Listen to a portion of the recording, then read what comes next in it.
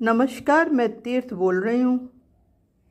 बाबूजी बोले, आप बार बार कहती हैं कि ज्ञान से बोध होता है और बोध से मुक्ति होती है।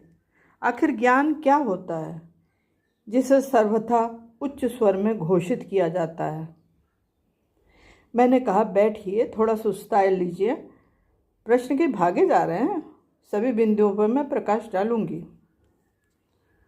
उन्होंने फिर उत्तेजित होकर कहा, क्या बिना साधना के ज्ञान होता है? आपको तो बच्चों की तरह समझाना पड़ता है। आप अनेक प्रश्नों की खिचड़ी मत किया कीजिए। प्रश्न प्रति प्रश्न ही सब कुछ नहीं है, उसे सुनना और मनन करना आवश्यक है। बिना मनन के वो दिमाग से उड़ जाता है, उसकी कोई स्मृति नहीं बनती है। हल्की स्मृति धुंधला प्रकाश है जिससे कुछ भी हासिल नहीं होता है। अच्छे संस्कार बनाने के लिए मैं बार बार कहती हूँ, मनन आवश्यक है। पहले सुनो फिर गुनो। जब भी आपके पास समय हो, आप आध्यात्मिक प्रवचनों को सुने। उन्होंने कहा, यह तो मैंने सोचा ही नहीं था। बस प्रश्न ही प्रश्न मेरे मस्तिष्क में घूमते रहते थे। अब मैं प्रकाशित वचनों पर ध्यान दूंगा और उसे ही प्रगति का मार्ग बनाऊंगा। चलिए ज्ञान के बारे में बातें करते हैं। आपका प्रश्न ज्ञान क्या है लेते हैं। पहला प्रश्न है, पहला ज्ञान होता है सामान्य ज्ञान। साधारणतः हम किसी भी वस्तु के बारे में जानने को ही ज्ञान कहते हैं। यह ज्ञान जीव को उत्तरजीविता के बारे में जानकारी हासिल करना होता है। इसमें जीव छोटी मोटी जानकारी प्राप्त करता है।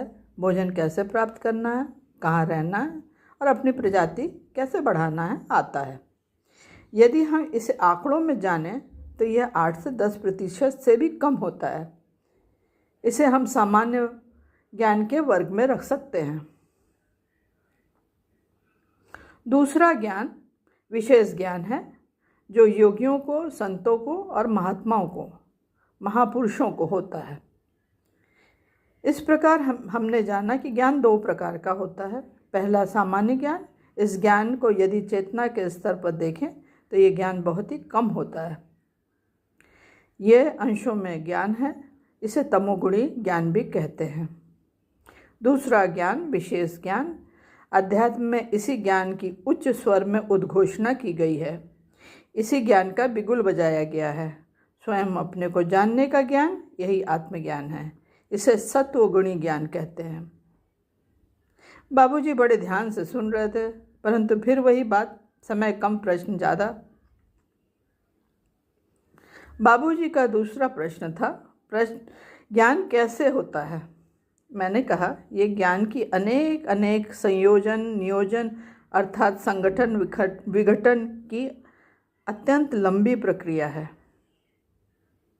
मैंने कहा, आगे ज्ञान पर फिर चर्चा करेंगे। मुझे लगा कि उनकी जिज्ञासा अभी बनी हुई है, परंतु अब हमारी वार्ता को विराम देना था। फिर मिलूंगी। धन्यवाद।